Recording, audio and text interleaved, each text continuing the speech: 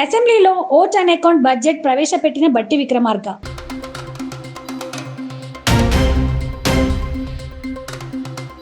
సంగారెడ్డి జిల్లాలో ధ్వంసమవుతోన్న హరితహారం మొక్కలు.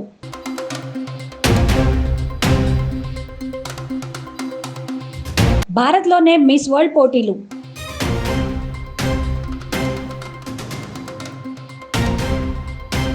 చరణ్ సింగ్, ఎంఎస్ స్వామినాథన్ కి కూడా భారతరత్న పురస్కారాలు.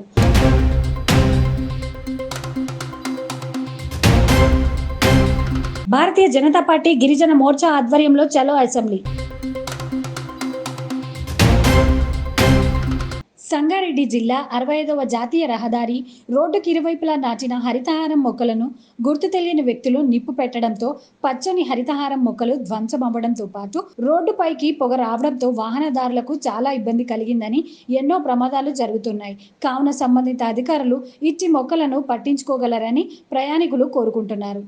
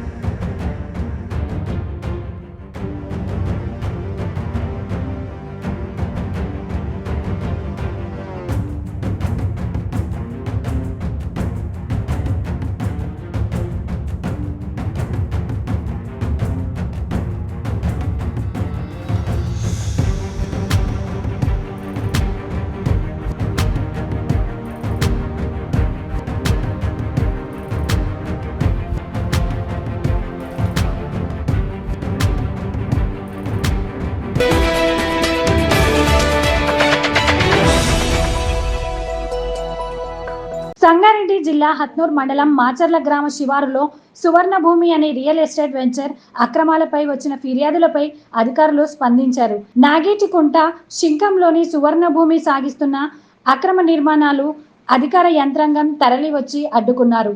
వెంచర్కు అసైడ్ భూమి నుంచి వేసిన మట్టి రహదారిని అధికారులు తవ్వేశారు.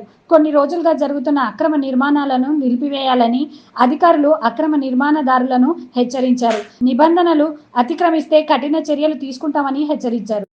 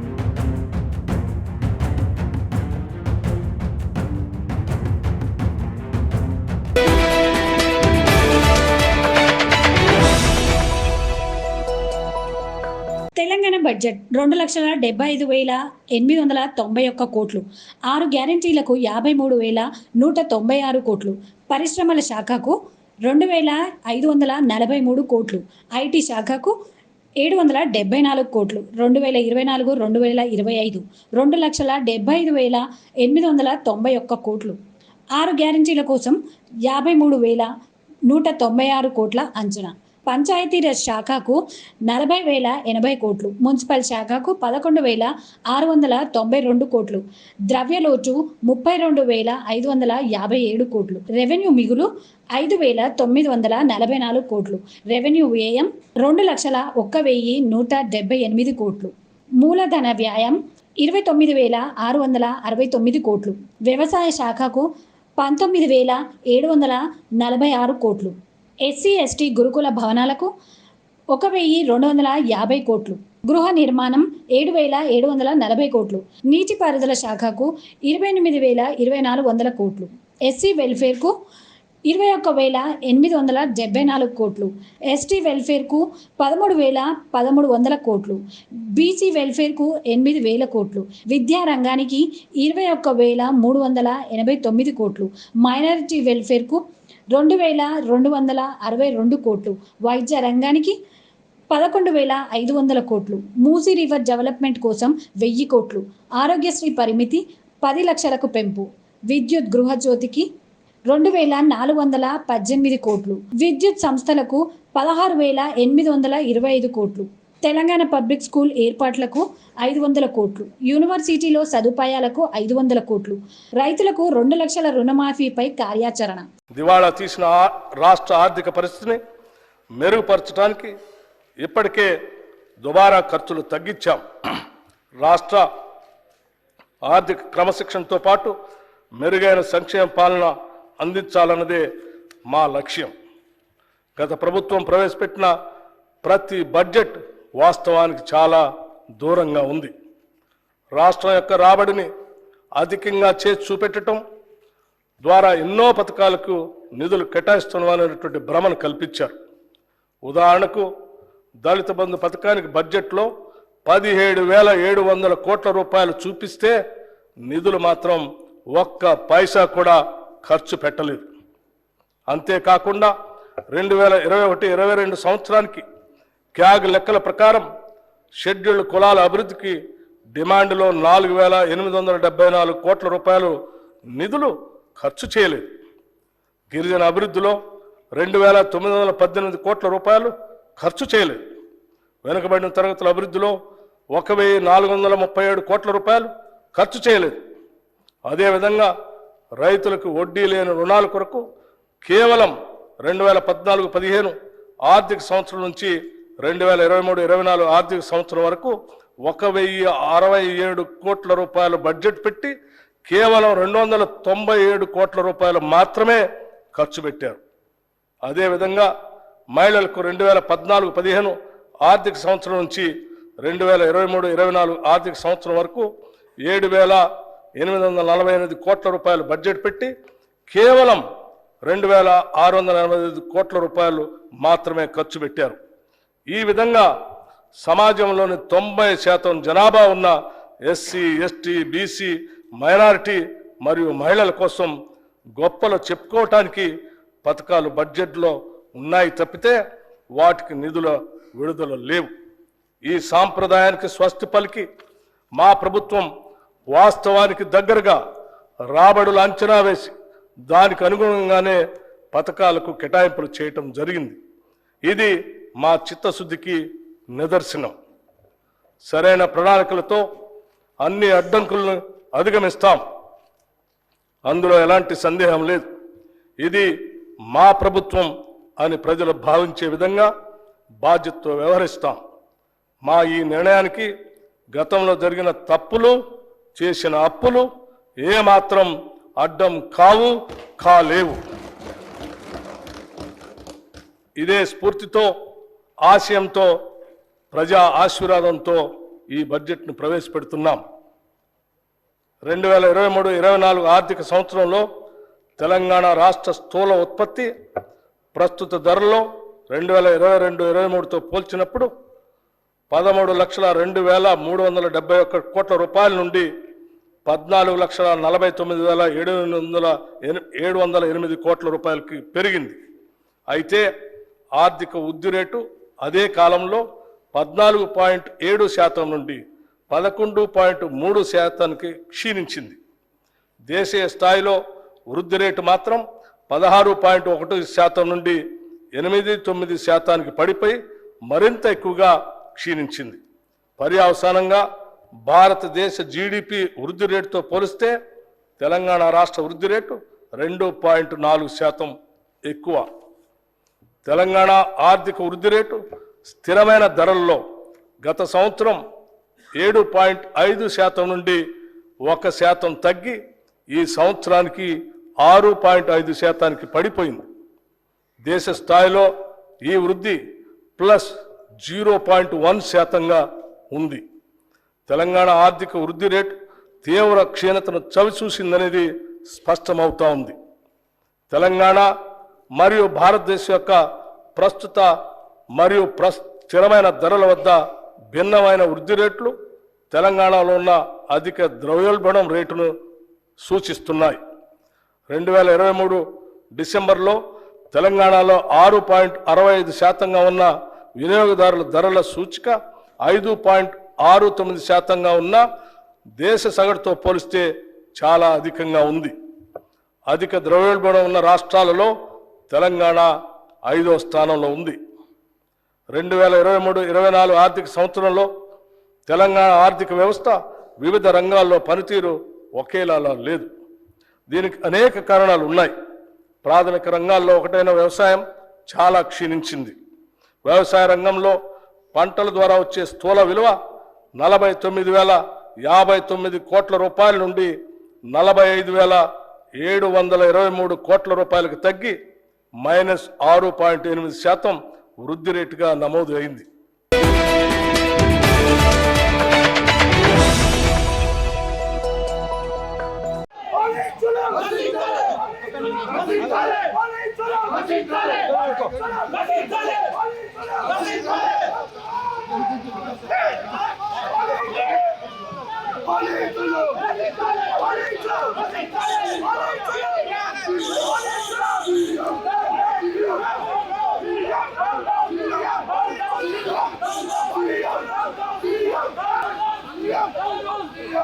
ఈరోజు భారతీయ జనతా పార్టీ గిరిజన మోర్చా రాష్ట్ర అధ్యక్షులు డాక్టర్ కళ్యాణ్ నాయక్ ఆధ్వర్యంలో బంజారాల ఆరాధ్య దైవం సద్గురు సేవాలాల్ మహారాజ్ జయంతి ఫిబ్రవరి 15 నాడు ప్రభుత్వ సెలవు దినంగా వెంటనే ప్రకటించాలని మరియు భాగ్యనగరం నడిబొడ్డున 108 అడుగుల సేవాలాల్ మహారాజ్ విగ్రహాన్ని ప్రభుత్వం ప్రతిష్ఠించాలని, మన్యం వీరుడు కొమరం భీం విగ్రహాన్ని ప్రతిష్ఠించాలని డిమాండ్ చేస్తూ రాష్ట్ర ముఖ్యమంత్రివర్యులు రేవంత్ రెడ్డి వినతిపత్రం ఇవ్వడానికి శాంతియుతంగా అసెంబ్లీ కార్యక్రమానికి బయలుదేరిన గిరిజన మోర్చ్ రాష్ట్ర అధ్యక్షులు డాక్టర్ కళ్యాణ్ నాయక్ మరియు రాష్ట్ర ప్రధాన కార్యదర్శి నేనవత్ రవినాయక్ సేవలాల్ జయంతి ఉత్సవ సమితి రాష్ట్ర కో కన్వీనర్ అమ్మశ్రీను మరియు గిరిజన మోర్చా రాష్ట్ర, జిల్లా నాయకులను అక్రమ అరెస్టు చేసి అంబర్పేట పోలీస్ స్టేషన్కి తరలించారు.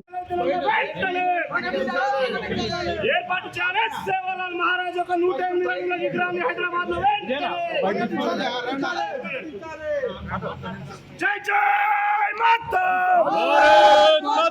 జై జై మాతా, జై శ్రీరామ్, జై సేవాలాల్, కళ్యాణ్ గారి నాయకత్వం, కళ్యాణ్ గారి నాయకత్వం.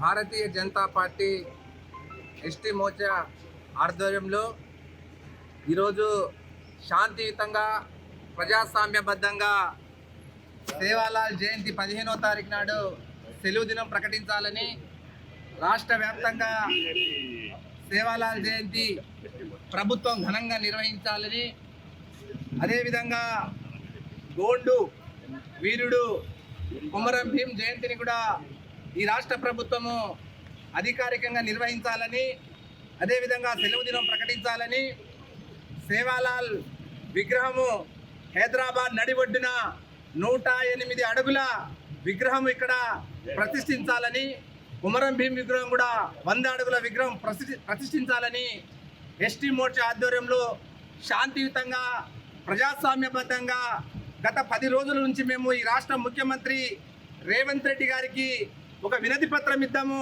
అని మేము గతంలో అనేక సార్లు ప్రభుత్వ అధికారులకు, సిపిఆర్ఓ అయోధ్య రామరెడ్డికి, వేం నరేందర్ రెడ్డి గారికి కూడా మేము ఇన్ఫర్మేషన్ ఇవ్వడం జరిగింది.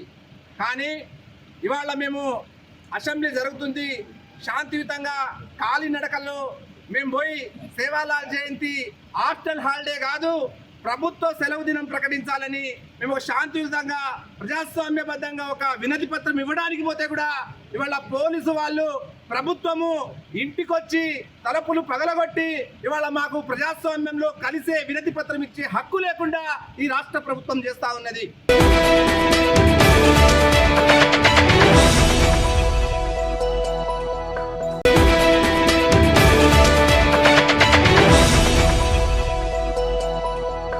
గీతం డీమ్డ్ విశ్వవిద్యాలయం హైదరాబాద్లో ఫిబ్రవరి 8 నుంచి 10వ తేదీ వరకు నిర్వహించిన ప్రమాణ 2024 సాంకేతిక సాంస్కృతోత్సవం విజయవంతమైంది. ఈ కార్యక్రమంలో వర్సిటీలోని విద్యార్థులు వివిధ రంగాల్లో తమ ప్రతిభా నైపుణ్యాలను ప్రదర్శించి ప్రేక్షకుల మన్నలను చురగొన్నారు.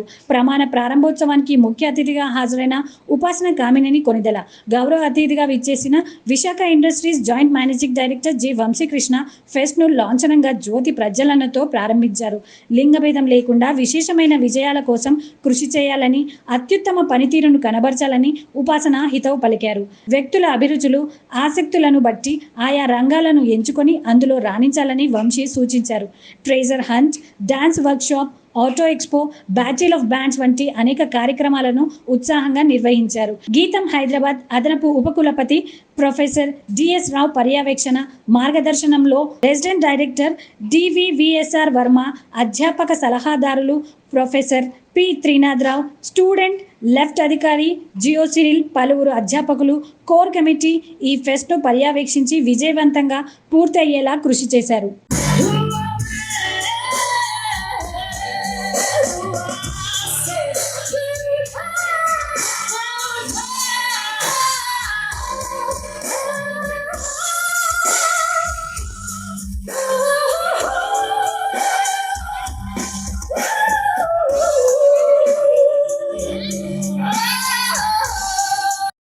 సో నాకు తెలియట్లేదు.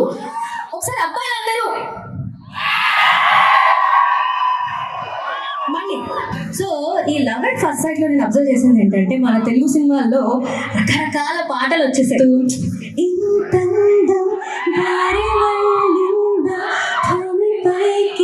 చాలా పెద్ద పెద్ద మాటలు కదా. ఇవన్నీ ఎక్కడ రియల్ లైఫ్ లో అంటారా? అంటారు. వచ్చిన songs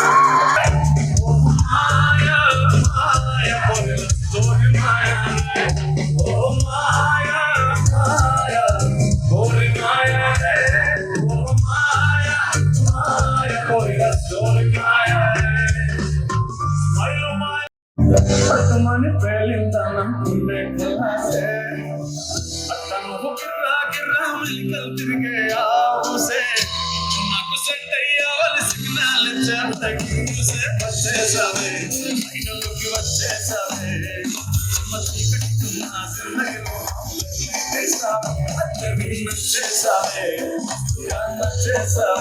Black and white local,